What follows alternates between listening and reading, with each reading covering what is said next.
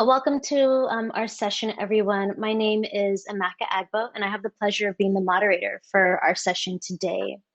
We're really excited to have three individuals rooted in Oakland to help us think about how we can use restorative economics as a framework for how we begin to approach radical collaborations that are rooted in thinking about strategies for housing security, empowering health, and building community sovereignty.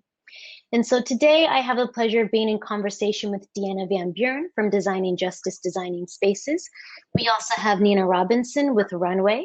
And then we have YaVette Holts with the Cowrie Village and Bay Area Organization of Black-owned businesses. In a moment, what I'd like to do is start off by giving us a quick overview of the framework of restorative economics, as I think it'll help to ground us and enter into the conversation we're about to have today. And then I'll have an opportunity to do a more in-depth intro of our speakers because they have so many accolades and I want you guys to hear them all. And then we'll be able to go into a conversation. We'll have roughly 30 to 40 minutes or so to be in a conversation with Deanna, Nina, and YaVette. We'll save about 10 minutes for Q&A towards the end, and then we'll have some closing comments. So to get us started, let me go into screen share. And maybe in the meantime, if folks want to introduce themselves in the chat, it's always great to hear where you're coming from.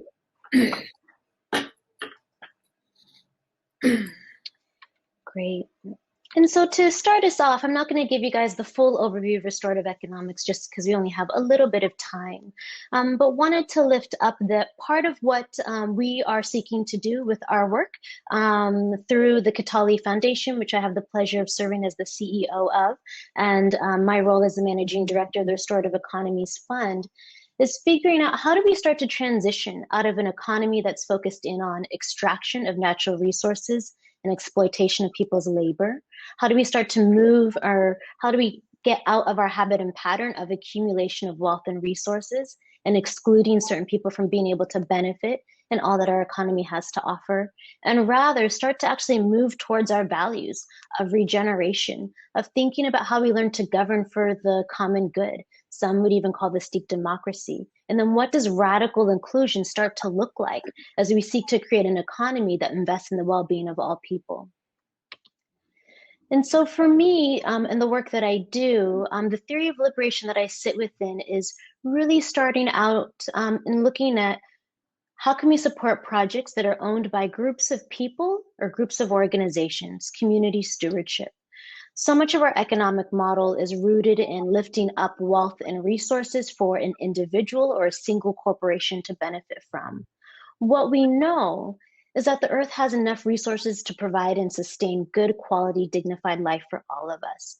And so the question being, how do we actually make it possible for us to engage in community wealth building strategies that are deeply committed to shared prosperity for all of us and not just some of us?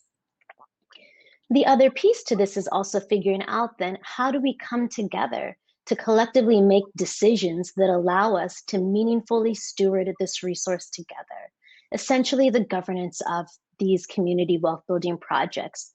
Far too often, the ways that we come to think about governance is only through government, in which we get to vote every 4 years in an election. And what we also know to be true is that we have a responsibility to show up and be active daily stewards of our communities. And one of the things that this requires is to have governance structures and models that make it possible for people to come together and make decisions that benefit all of us, and particularly in centering the needs of those of us that are most directly impacted by systems of structural inequity and systemic racism. And so how do we get to support projects that are both community owned, community governed, and recognizing that these community owned and community governed projects make it possible for us to come together and exercise self-determination and shared prosperity together? And we also know that this is the basis for leveraging the economic power that we build to then be able to win and assert political power and cultural power for the communities that we all come from. And so essentially, restorative economics is a framework that sits in complement to just transition, to new economy, to even the solidarity economy frameworks that we've seen come out of the global South. For us in the US context, we know that we have a particular history around structural racism and systemic inequalities, and that in order to actually create something that is more just and equitable going forward, I believe that we need to reinvest and heal the communities that have been most extracted from, disenfranchised, make them whole, to make it possible for them to engage in the conversations of how we create a more equitable world going forward. And so what I'd like to do now is stop screen share. Ooh, how do I stop? There we go, stop there. And come into conversation with our speakers and to think about how this framework actually applies to some of the projects that you all are leading. And so by way of introduction, would love to lift up Deanna Van Buren first. Deanna Van Buren is someone that I had the pleasure of working with on the Restore Oakland project. One of our co-founders, Sarojai Rahman, just spoke in the previous session. We had the pleasure of working on Restore Oakland together, and that project, I would say, was deeply grounding for me in that it informed so much of the restorative economics framework. Deanna is the executive director, the design director, and the co-founder of Designing Justice, Designing Spaces, and one of only 500 Black female architects in the United States. She's a nationally known advocate for magnifying the role of design for ending mass incarceration. And her work includes the creation of multi-use hubs for restorative justice and workforce development across the country. Deanna received her BS in architecture from the University of Virginia and her master's in fine architecture from Columbia University. And she is an alumna of the Loeb Fellowship at Harvard's Graduate School of Design. We will also be hearing from Nina Robinson. Some of you may also know her as DJ Nina Soul. Nina is a financial activist, a capital convener, and a creative. As the director of the RUNWAY Project Oakland and a fellow of the Buen Vivir Fund from the Thousand Currents Foundation, Nina leads innovative investments models with transformative practices that are building community wealth and promoting healing for Black, Indigenous, and people of color communities and Mother Earth. Nina was an inaugural fellow of the RSF Integrated Capital Fellowship Institute. I had the pleasure of being in the cohort with Nina, and it is a proud alum of Mills MBA Graduate School. And then we'll also have the pleasure of hearing from YaVette Holts. YaVette Holts is the founder and participant in the Cowrie Village and Bay Area organization of Black-owned businesses. I hope that YaVette will have an opportunity to share more about her background and how she came to this work as we move through our conversation together. And so with that, would love to kind of move into our first question together. And this question will be for Deanna. Deanna, I would love if you could tell us a bit more about your work on designing justice, designing spaces. Your approach is unique and it's deeply community-centered. And so it'd be wonderful to know, how do the principles and the practices of restorative justice shape your approach to design and architecture? And what does the work, and how does the work that you do in community help to build a regenerative economy? That is a beautiful question, multifaceted and multi-layered. Nwamaka. Do you mind if I answer with pictures? Can I answer with pictures? I'm a pictures person. I can't, my language skills are moderate. So I will share a few things. I think that answers what Nwamaka's talking about. Can you all see my slides? Just say yes. Yep, Nwamaka. We can see you. Great. Thanks. I can't see you when I show them. Okay. So, I think, Nwamaka, to speak to some of what you're saying around restorative economics is, what is the role as I'm an architect, right? I'm one of 500 Black female licensed architects in the United States. There are more, but most of us are not licensed. And so the role that architects play is in really developing this infrastructure and the sort of manifestation of racist policies, financial policies, and urban planning policies that have destroyed our communities of color. And so our approach at Designing Justice, Designing Spaces is really like, what do we build instead of this? And we are committed to building the infrastructure to end mass incarceration and really reinvest in the communities of color most impacted, which is who are accountable to, right? So we look at restorative justice principles.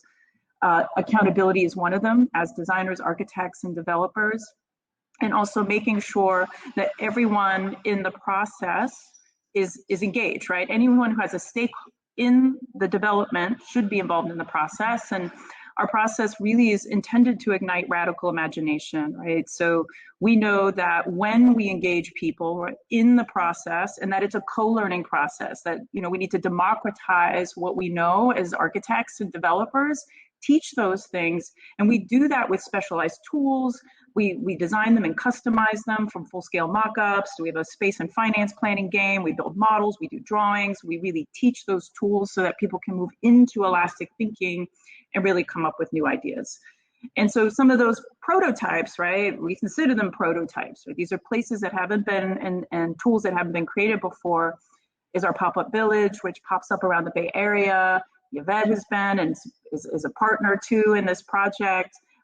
We activate blighted sites by bringing a constellation of resources, including supporting micro-entrepreneurship in these sort of pop-up shops. And when we evaluated the project, what we started to see was that the local entrepreneurs were getting assistance in building their business in the pop-up, that people were getting access to resources and supporting community cohesion, right? So access to social wealth was increasing.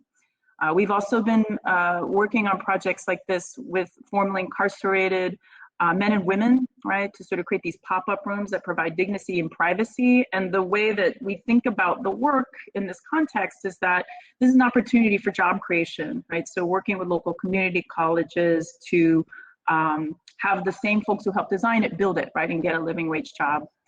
And then Restore Oakland, which I worked on closely with Nwamaka for many years. Incredible project, incredible leadership from both Zach and Saru of Ella Baker Center and Restaurant Opportunity Centers United to really purchase this building and develop this project with the Colors Restaurant on the ground floor to train low-wage restaurant workers to get living wage jobs and fine dining, to community organizing space, right, both in the basement and way up high in the sky, filled with light, you know, air, color, and then the county's first dedicated spaces for restorative justice. And I have to say that, you know, these projects, you know, they're hugely impactful and influential, like beyond anything we could imagine. Before that project was even done, a similar group in Detroit had decided to create something called the Love Building, very similar project to Restore Oakland. And we are now working to expand that into an entire campus, right? With a lot of workforce development programming inside of it, a lot of alternative justice systems and supporting those programs. So I feel like, you know, when we build these new models, which is what my firm is focused on, we start to see others replicating that, right? And that's really for us, really the goal, right? To see these models in every city, in every town, in every community that we live in. Thank you so much for your work and leadership, Deanna. One of the things that I still loved about partnering with Designing Justice, Designing Spaces in Restore Oakland, and hopefully we get to do some other projects together in the future, is that the end product is beautiful, right? The space is amazing. And the attention that DJDS played to the process was just as important. And we actually found that the process of engaging young people and partnering with Restorative Justice for Oakland Youth and Community Works West was also really important to creating something that the community can feel a sense of belonging and healing in. So thank you. Next, we'd love to kind of throw a question to you, Nina. You have worked with a number of different Black entrepreneurs in the city of Oakland, starting previously with your work with Inner City Advisors, your fellowship with the Bon Vivir Fund, and now in your role at RUNWAY. I'm wondering if you can share what you have learned about the needs of Black entrepreneurs, and specifically, how does RUNWAY show up to meet those needs and being able to be distinct from what other traditional funders and investors do? What's unique about your approach, and why is it so important to Black entrepreneurs? Great, thanks, Nwamaka, and so happy to be here. My name is Nina. I direct our investment work at RUNWAY. We are a financial innovation firm that is shifting financial practice to build infrastructure to close the racial wealth gap for good. And so at RUNWAY, we always start by acknowledging our past and the ways in which the financial sector has systematically shut out the Black community from wealth building. I was very struck by the speaker yesterday, Heather McGee, when she was talking about our country's history of handouts and how guaranteed jobs and guaranteed income were actually things that white folks in our country were able to benefit from, that has led to this generational wealth and this deep racial inequality. And so we actually work with investors that acknowledge that past and are working to right the historical wrongs. And that provides us the flexibility to do the work that we do in the way that we need. And so to your question around what are the needs of Black businesses, I mean, no surprise, it is lack of access to capital.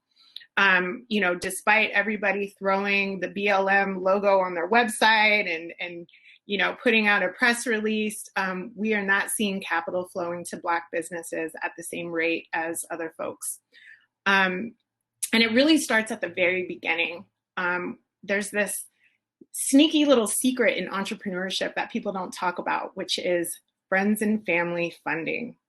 And so when you launch a business, you know, you're getting going, you have a great idea, you're building, you have customers, and you realize that you need to start investing. You need to hire folks, you need to buy equipment and a website, and you go talk to a bank or to investors and they say, oh no, you need friends and family money. It's too early for us. And, you know, if you come from a Black family or, you know, many other communities of color, most of the time you're going to look around and folks aren't going to have $20,000, $50,000, $100,000 available to invest in your business. And it's not because it's not a good idea, it's that they just don't have it. $60 billion a year actually flows in informal networks of friends and family capital. And so it was important at Runway for us to create a type of funding that mirrors the friends and family style of capital, which, you know, how would you lend to a family member? You're not going to charge them an arm and a leg. You're not going to ask them for their house or their car for collateral, because what happens if the business doesn't work out? They're probably going to need that car to go get a job and pay you back. But what you are going to ask them is, you know, what is your business plan? What are your financial projections? Who are your customers? How are you going to pay me back? What happens if your assumptions don't work out? And so, you know, for us, it was really important that we had capital that was flexible, that was fair. And I think even more important than the type of capital is the way that we deliver the capital. We call it "We Believe in You" money, because it's about building deep trust, deep relationship, and transparency in the way that we move the capital.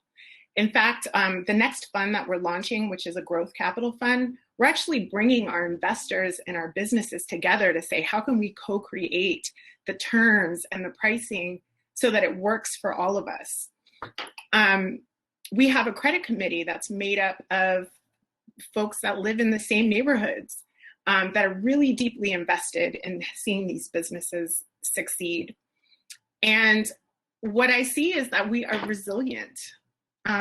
Last year, when the first half of the year, 40% of Black businesses went out of business, 100% of our businesses are still here. They have survived. And in fact, many of them are thriving. And that's something I'm really proud of. It's really great to hear, Nina. Yes, for those businesses, and also like the very personal approach that Runway took in figuring out how do we meet the needs of our community. And one of the things, to just kind of also connect it to what we heard from Deanna, I'm also hearing a level of attentiveness to the process and the relationship building and continuing to be in dialogue. So I would love to now go to YaVette. Are we able to get you off of mute? Can I get a hello? Hello. Oh, there we go. YaVette, well, before you answer this question, one, would love to invite you to take a moment to introduce yourself and your work. And in doing so, would love to hear a bit more about the Cowrie Village and the Bay Area organization of Black-owned businesses, and how you also kind of focus on this piece around building relationship and building networks. And why do you think that that is important to the equitable economy work that you're building here in Oakland, also with Black entrepreneurs? Thank you so much for the opportunity to respond. I am so honored to be in company with you, fabulous, earth-shaking change makers, attentive to the economic aspirations and what you can do to support those aspirations of the BIPOC community. I'm YaVette Holts, and I am founder, participant, organizer of Cowrie Village and Bay Area Organization of Black-owned businesses. But also underneath Cowrie Village or as part of Cowrie Village are other projects known as Barter to the People and Radical Gathering. So if you envision like an umbrella organization with many parts, that's kind of what Cowrie Village is and how we operate. I started this project actually just in response to understanding and feeling like something needed to happen that was going to help us invest in ourselves on a personal level. So with Radical Gathering, it's set up like a susu, and it is an opportunity for it's kind of a contemporized version of a susu where women come together, bring their funds, whatever amount is agreed to within the group, and put it in a pool, kitty, bowl, what have you. We cleanse that, we ceremonialize that, and then we gift it out to each other in turn. We set a small amount aside, and here's the contemporary aspect, so that at the end of that susu, the participants can decide together how to invest those funds and where those go. That's just one model of a project within Cowrie Village. It all kind of came from a fellowship called Growing Justice that was handled or offered by the People's Grocery Collaborative. Back in the day, Nikki Silvestri and those folks. So working with them at the root and then developing these ideas that just kind of blossomed, like how do we get folks to recognize and honor and really harness the skills and power they have within their individual selves. It's beautiful how the works that Nina is doing with RUNWAY, Deanna with Designing Justice, Designing Spaces, and you, Nwamaka, too, with the Restorative Economics movement. They're all on kind of this large scale, and it's wonderful because they have breadth and they go far. There's also the need, though, as those processes are in play, to get down at the level of where the people actually are and are doing these works day to day. So we're here to create different projects that meet people where they are. You might not be ready to go completely like, I'm going to pool my money and do this trust thing. You might be ready to, though, start your own business and need a network to help you support, grow, and market that business. That's where BAOBOB comes in. And that was really started as the result or in response to the feeling that, yes, Black Lives Matter. Yes, being out on the street and protesting is important. But at the end of the day, what happens once the barriers are taken away and the traffic is flowing again? We want to be able to create tools that have lasting impact, both for the advancement of the businesses in our networks and also for folks who want to participate but don't know how and are not eligible otherwise to be part of a network like the Bay Area Organization of Black-owned businesses. With Barter to the People, we are working with a completely cashless pop-up market situation so that folks are, their form of currency is their skill level, their time, things that we have not necessarily in abundance, but we don't need to necessarily go to somebody else for training to use. And it's still a form of valuable currency and exchange between individuals. Mm-hmm. So with that, that's kind of in a nutshell. Thank you. Oh, thank you so much, YaVette. I actually have a follow-up question. This is a surprise question that wasn't prepped for, but I think you all will answer it really easily. I think one of the things I always observe is that while we enter these conversations talking about economy and people want to kind of dig into the dollars and cents of how we actually pencil out and make this work happen. What I also observe is that culture is so deeply embedded to the ways that all of you are moving through your work. And in particular, when I hear YaVette talk about susus, my ears perk up. As a Nigerian. Susus are something that has a specific cultural tradition. So my question for all of you, we'll start with YaVette, we'll go to Nina and then back to Deanna, is what is the role the culture plays in your work, and why is it important? Oh, thank you for that question. It's a beautiful question to respond to at this time. And really, the idea for me, I'm going to say I have this phrase that I use all the time. Culture is a byproduct of survival, and folks who tap into it are like, oh, they want to commodify it. They want to make it, make it something that they can not necessarily appropriate, but yeah, get close to. And in my opinion, we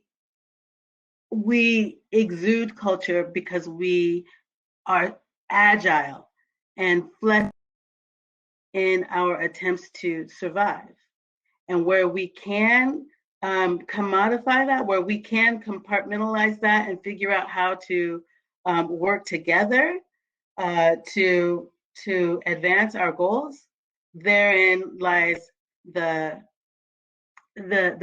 magic sauce. I'm going to tell you a tiny little quick story.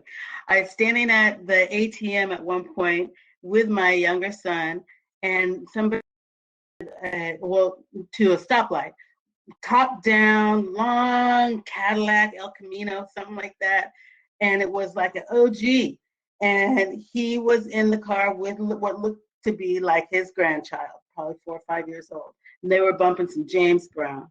And it was just so great. And the dude in front of me at the ATM, a white guy, started tapping his foot, getting down to the music. And the feeling of, yeah, you appreciate it, but we belong there. Do you understand what I'm saying? If that makes any sense. And so there's there's an element of like,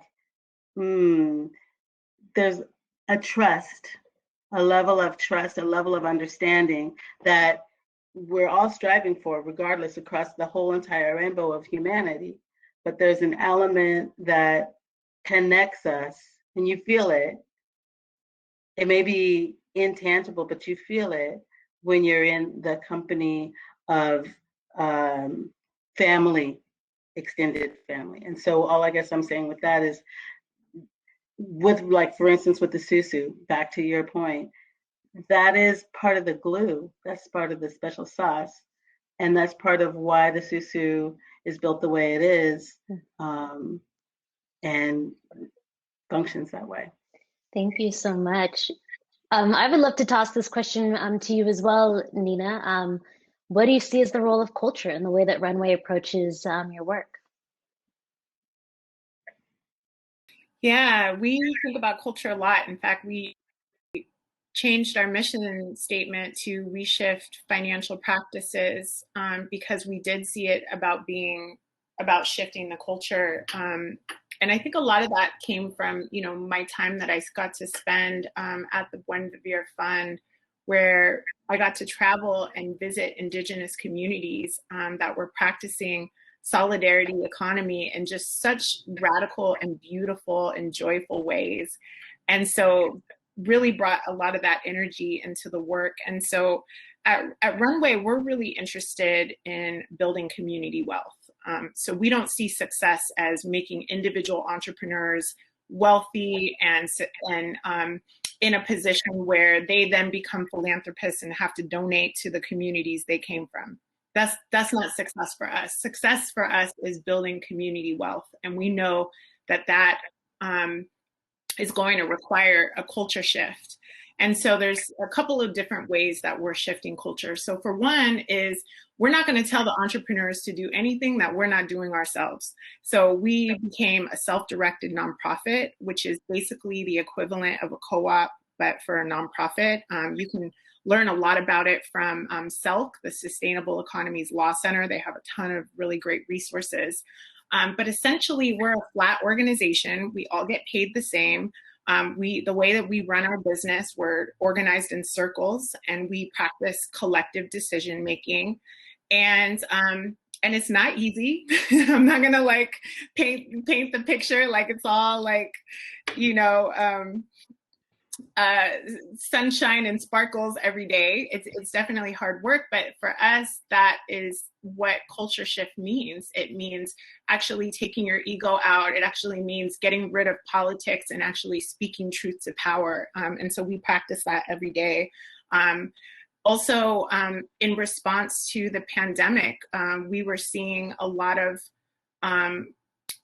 folks responding in ways that felt like business as usual. And we said, you know, how can we drop into the spirit of friends and family, and basically got into conversation with our businesses and decided to do 6 months of universal basic income, because we wanted to reject this grind culture where your productivity is tied to the amount of money and your survival. And so that was a really powerful thing that we did.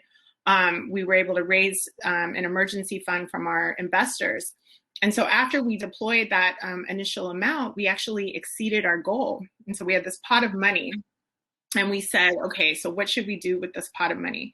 We went back to the businesses, and they actually organized themselves, and they decided to practice collective decision making. And so, you know, there was a committee that, you know, basically came together, and they surveyed all the businesses and said, okay, you know, what is it that you need? What is it that you need? And they came together and they came up with a bunch of different strategies. Some of it was more UBI, because some businesses still, their source of revenue has been compromised. For others, it was like, how do we collectively invest into infrastructure that's going to benefit all of us? And so our approach is that we just have to practice. You know, we just have to try it. And whatever little experiments that we can do, that's how we're trying to shift the culture. And we're also doing that with banks too, but that'll be another conversation. Nina, and how about you, Deanna? Would love to hit on culture and the role that it plays in your work. Yeah, I mean, architecture is technically a cultural practice, right? It is an art form that represents the culture of a people and a place. And so a lot of the way that we like to think about the work is that we are building the environments for the cultural life of our communities that we love, our beloved community, to play out, right? To manifest, to be made visible. And that can take the form of, you know, like we're doing the working right now in Detroit on creating this sort of civic front porch, right? Sitting on the front porch, meeting your neighbor, having a place to be together. Recreation of like sort of the marketplace, right? These marketplaces where we come together. The pop-up village being an example of a way that we try to bring cultural practice into it, where like, oh, people are dancing in the street again, right? We are pouring libations, right? In the middle of the parking lot, right? Surrounded by pop-up trees. So it's beautiful, right? Our people are beautiful. The environment is as beautiful as they are. We also try to work with communities so that they can see themselves in the environment, whether it be through arts creation, right? The making, the co-making and co-creation of those things. Most of our projects too now, this is sort of a recent development where we were like, you know what? If we're going to make restorative reinvestments in community, they all have to be anchored by arts and culture. Like the anchor use, and one of the primary tenants isn't like, oh, social services, right? Because we're doing like reentry stuff, we're doing a lot of stuff, but arts and culture is just part of it, right? There's a theater in there, and you can get your AIDS testing, right? Or you can get, you know, meet with a caseworker, but you also have a dance studio, right? Because culture and arts and culture is not separate from life, right? We have to create the environments to feed our soul. And beauty, right? Beauty matters. Beauty is part of our culture, and the spaces. Thank you, Nwamaka, for saying it, because I never say, yeah, and it's beautiful, right? And it looks good, it looks tight, because we deserve it. And it reflects the beauty of our culture, right? It shouldn't just be just seen inside, right? It needs to come out, not just in our clothes, but in the entire environment around us. So we're committed to that. Thank you, Deanna. Thank you for just affirming that we deserve it. I don't know that we oftentimes hear enough that we as Black people, people of color, deserve to be in spaces that are rooted in beauty that reflect our way of being with one another and in community. And so hope we can just continue to affirm that. I'd love to kind of go back to you, Deanna, for our next question. Nina has touched on this a little bit in terms of how COVID-19 and the pandemic has impacted the entrepreneurs that she works with. Something that I've observed with my work with Kataly and the Restorative Economics Fund team is that COVID has also impacted those efforts that communities are making to acquire properties, to redesign them and manage them together. People are having to radically rethink our use of space. And so as someone who's always kind of bringing a user-based approach to the design work, I'm curious to hear a bit more from you about how the pandemic has impacted your work, the communities that you work with, and how you're responding to those challenges. It's been, we tried to pivot as quickly as we could, knowing that our work is, like, we don't do this any other way than deeply engaging the community. So it was really a 2 to 3 pronged approach. The first was we had to get things digital as we could, right? How do we creatively engage through this medium? So we started to use things like digital whiteboards and these sort of graphic surveys that people could use and send and engage with. A lot of our folks don't have access to that kind of technology, right? So we had to pick up the phone. I started having some conversations the old school way, right? Engaging just through conversation. And I'll tell you all, I think it was like, we're essential workers, so we're just gonna go show up anyway, as safe as we can, fully masked. I showed that one picture of us in Detroit with the masks on, and I'm actually now in Virginia. I'm leaving for Detroit next week. I've got my team on the ground in Detroit, flyering the whole community to come to a pop-up we're having there to talk about this real estate development. We're meeting with local real estate developers, some of the folks you're talking about, Amaka, who are like, oh, I have a house, I have some property next door I need to develop. I don't know how to develop.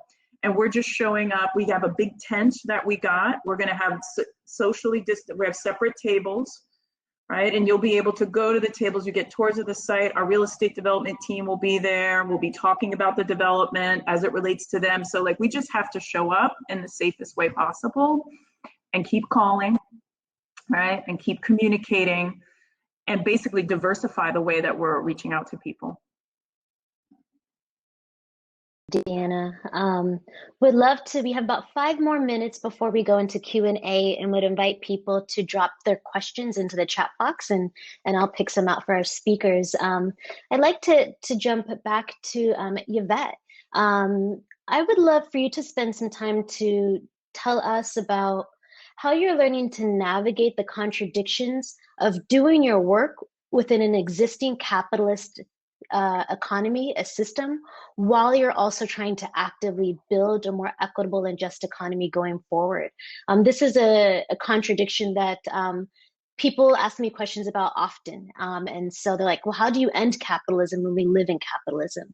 Would love for you to share how you are approaching this question in your work. Slow and steady wins the race. Not necessarily to be slow, but to be consistent. You said something on this level, I believe, when we last spoke, Nwamaka, about it doesn't have to be fast. It just needs to be consistent. And in our case, it's about creating avenues and then encouraging the use of those avenues. So that's, the whole theme, the whole principle behind Cowrie Village projects is that not everybody is ready at the same time. So being able to meet people where they are with opportunities that they can harness, that they can get into. So it may seem that if something is more active or getting more traction at one moment, that we're not doing or we're not paying attention to another aspect. But in fact, what's happening is we're just shifting the balance to accommodate the need. So the balance of energy is what I'm talking about. So yeah, and it has been challenging, and I won't even sugarcoat it. It has been challenging, but I think what needs to happen is it's hard to be it if you can't see it. So by modeling, certain sovereign practices, even if it's not getting a lot of traction right at that moment. Like we've just celebrated 5 years of BAOBOB. And from that moment on, it's like most small businesses, if they're going to fail, are going to fail within the first 5 years. After 5 years, people go, oh, well, I guess you've been around. We might as well check out what you're doing. You're still here? All right, let's have a look at what you're doing. So I guess, yeah, that's my answer. Just being consistent and committed. And, when you think of another one of those memes, when you think of giving up, remember why you started, yeah. Thank you. And yes, please do continue to put your questions in the chat box. I could ask these people questions all day long, and you guys may have questions for each other, so feel free to hop in. I would like to actually pose this question to you, Deanna.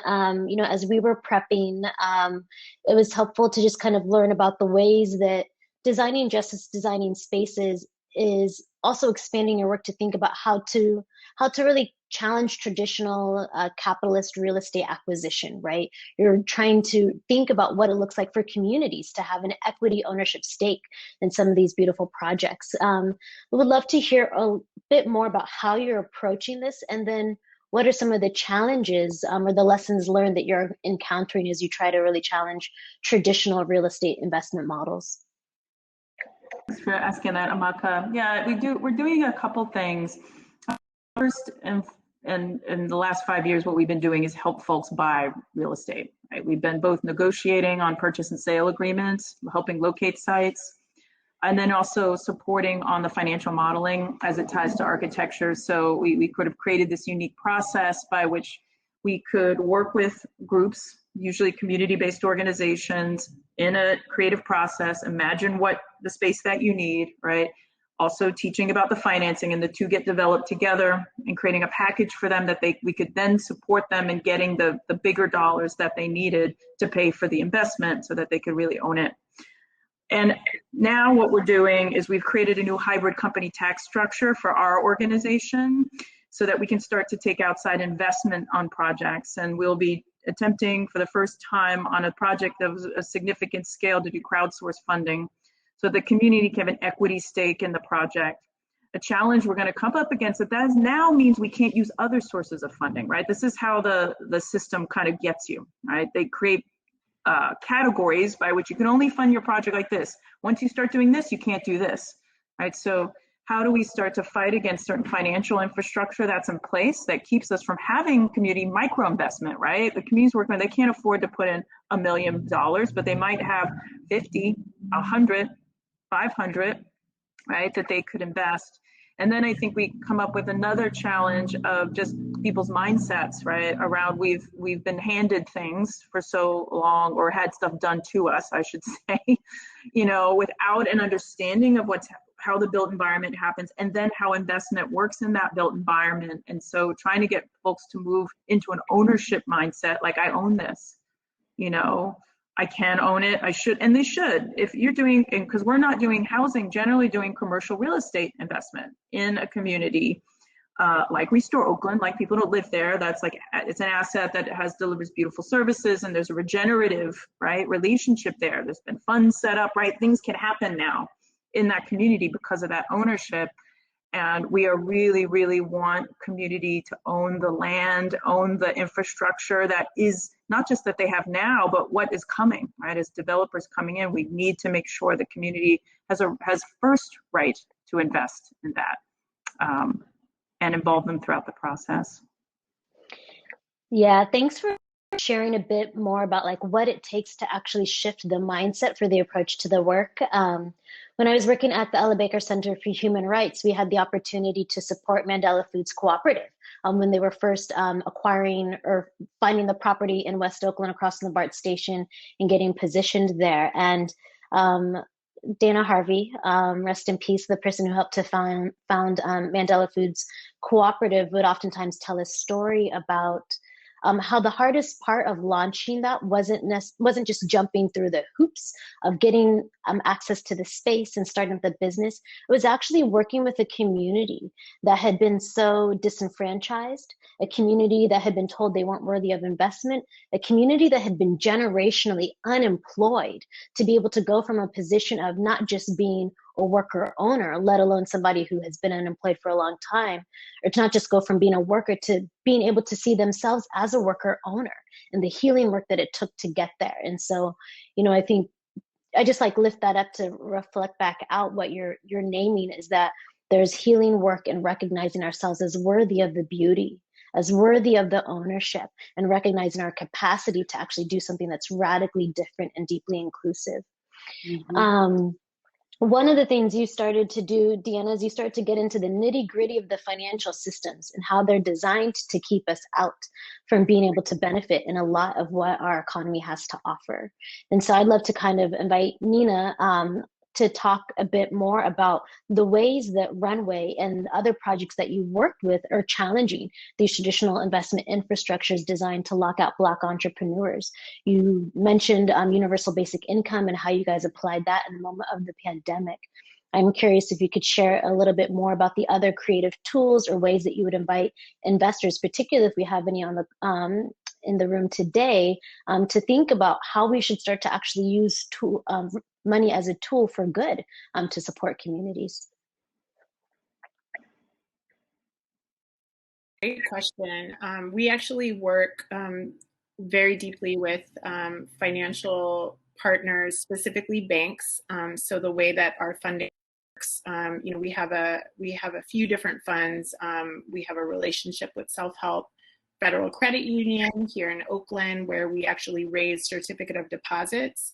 So for us, it was important that individuals could invest in businesses that are in their community. And so we raised a fund through CDs, and then, in turn deploy that to Black businesses. In Boston, we have a relationship with Berkshire Bank, and that was a little bit different, where they had these goals that they had around lending to Black and Brown communities. And if you know anything about Boston, you know that the level of racial inequality and gap is extremely profound. And so we actually came in and worked with their president, with their board, with their loan officers, and did deep training where we brought in the legacy of slavery and Jim Crow and redlining and all of these practices that have led to the inequality that we see today. And we challenge their policies. We actually go really deep in their underwriting. We call it decolonizing your underwriting. And we look at what criteria is inherently racist. Where are the opportunities for to show up? And we make sure that there's ownership. So who's making these decisions? Are the folks making decisions, are they connected to the community? Do they reflect the community? And we're doing the same thing here with a new fund that's launching in Oakland called the Real People's Fund, where we're partnering with Restore Oakland and Oakland Rising and APEN and all these like really amazing grassroots organizations that are have a base where they're actually trying to build power and move agendas. And so we are working with a CDFI, we're working with foundations, and we're trying to get everyone to think very radically different about how do we shift power and put and create products that really serve the mission of our groups. Thank you, Deanna, and thanks for lifting up the power building that's also implicit and oftentimes explicit in the work that we all get to do together. We have roughly 9 more minutes, and so I thought that this could be a great opportunity for us to kind of talk to our hosts. We are being hosted by Mills College having this conversation, and we have MBA students on the line, we have policy students on the line. And so a question that I'd love to ask for all of you, and I'll take a quick pass at it myself first, as you get ready. The question I have for all of you is, what would you tell some of these students that are trying to figure out how they can learn, study, and take their degree to create a more just and equitable world? What would you learn? What would you invite them to look into as they're doing their work and their studies at Mills? And so to start off, I would offer that when I went back to school, I did a master's in public administration with a focus on financial management. And I went back to school at a time just coming off of the Great Recession of 2008, and really trying to understand how could I have a better understanding of what it takes to not only resource social movements. At the time I worked for, like I said, the Ella Baker Center for Human Rights. So not just resource organizations that are supporting social movements, but how do we also start to challenge the traditional ways that we've moved money throughout communities that have really locked out Black and Brown neighborhoods. And so I remember when I started in my graduate studies economics class, the first page to the book was, it defined the study of economy as one of which, who gets to decide who takes public transit and who drives a Corvette, and who gets to decide who eats the caviar and who eats potatoes. And so for me, this is really informative after having been a community organizer and working on policy and electoral campaigns, to see that the worldview that they were inviting us into as graduate students was one of which we were already orienting ourselves to, that there must be haves and have-nots, that there must be those who benefit and those that are hurting. And so this was an opportunity for me to recognize that while I was studying, what I was taking in my studies was not to just be taken at face value, but was something to be challenged and critiqued. And I decided I actually wanted to have a different worldview for our economy. And that's one of the reasons I decided to create the restorative economics framework as almost my guiding post and my guiding light in the work that I now do. And so similarly, would love to kind of, maybe we go back to YaVette and then Nina and then Deanna. Any words of wisdom that you would offer to students in Mills College based on the work that you do?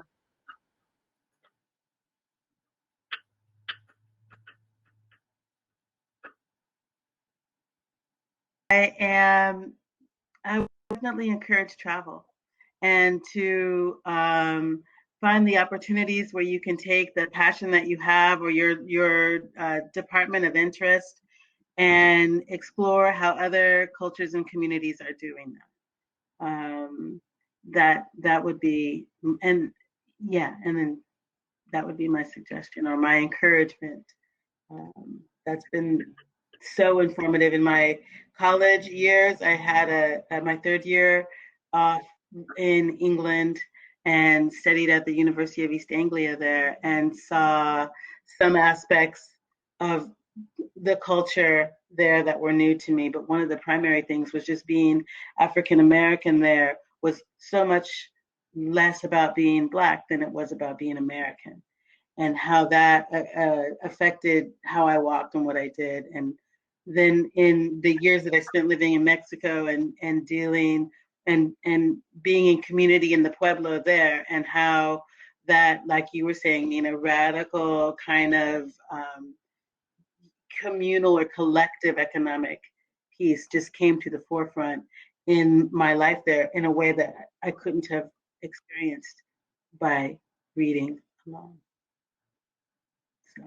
Yeah, there's so much wisdom in the Global South and folks that have been running businesses in a very different way for a long time. And so, yeah, I definitely encourage folks to read more about the solidarity economy. It's actually not as foreign as we think it is. There's a lot of things that we just do naturally that are actually rooted in these practices.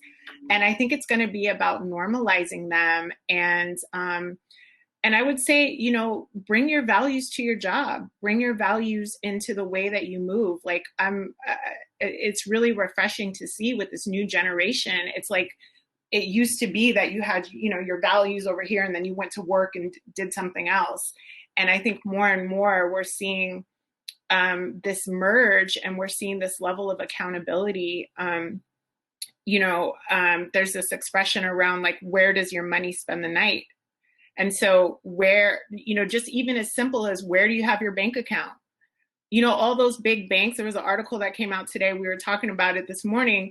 Citibank, Bank of America, JP Morgan Chase, Goldman Sachs, all of these institutions that said Black Lives Matter and put out press release, well, they're now actively campaigning their stakeholders, their shareholders to vote against policies that would require racial equity oversight, that would actually hold them accountable to the things that they said they wanted to do, hiring diversely, investing diversely. So it's like we're just seeing so much hypocrisy. And I think, even just like Amazon just being so evil, and everyone's just like, oh my God, like the way that they're rejecting these labor unions. And it's like, there's so many ways, there's so many small businesses that we could support instead of Amazon. And I know, it's hard because folks are busy, but, with a little bit of planning and a little bit of intention, you can actually find alternatives and spend your money in a different place, because the most impactful way to fund a business, it's not loans, it's revenue. Just buy from them. If we keep buying from them, that's what's going to help them, be sustainable. So I'm a big advocate for that. I could go on and on and on, but I'll pass it over to Deanna. I think Mills has an architect school, so I don't know if they're architects, so I won't speak so much about my industry, my crazy messed up industry, but I will say that I really am hearing and agree with YaVette about the exploring. I'd explore your world, go and do that. I lived overseas for 6 years, so that changed my entire way of seeing the world. I was very fortunate to be able to do that, but I also think there's an inward journey that has to be taken, and an inward exploration that has to be done for an internal healing and questioning, and I think that's equally as important. And I always say that when I get to speak to university students, that it's not too early to start that inner work, so that the things that you're manifesting and the paths that you're choosing and the directions that you're going are really coming from your true intention and are values in line. To speak to Nina's place, like, what are my values? What do I care about? Am I moving from a healed place into the world so I can do the things that I was intended to do, rather than moving from wound or trauma or any of those things, which we all have. So it's not like some special thing. I've been doing it. It's till the day I die, I'll be doing that work. But I do think that's really value, and I always want to uplift that part of the journey. Thanks, y'all. We have 1 minute. We're going to squeeze in a lightning round closing question. And in closing, would love for you all to take a moment to share one thing that you think people could do today to get involved with the regenerative economy, solidarity economy, building a more equitable economy. What's one thing folks can start to do today? Let's go back to Deanna, YaVette, and then Nina will close us out. Still Nina's, because I agree. Like, where does your money sleep? Where's your dollar going? I really think about like where I'm going out to buy things and do things, and make sure that I buy from Black-owned businesses. I cross town to do it. It's not a big deal, and it really helps. It helps me feel like I'm part of a regenerative economy. And I'm right there with you. Support Black-owned businesses. That's what everything we do is about. And you cannot replace the ability to generate revenue with any other kind of thing. That really is key. And that is restorative economics. Nina. Seek out those businesses that share your values, because at the same time, not every business, regardless of who's running it, is about a regenerative economy, right? So you also got to look at, hold them accountable. Who are they buying from? Who are they supporting? Who are they hiring? And I think that the more scrutiny and the more accountability, we're just going to continue to see this change the same way we saw organic food. Like, now organic food is like everywhere. Well, that was a systems change that took time, because we kept saying, we need to build that demand and build that awareness. And so I see the same thing for the types of businesses that we want to be supporting. Wonderful. Well, thank you all so much. Deep appreciations to YaVette Holts, Deanna Van Buren, and Nina Robinson.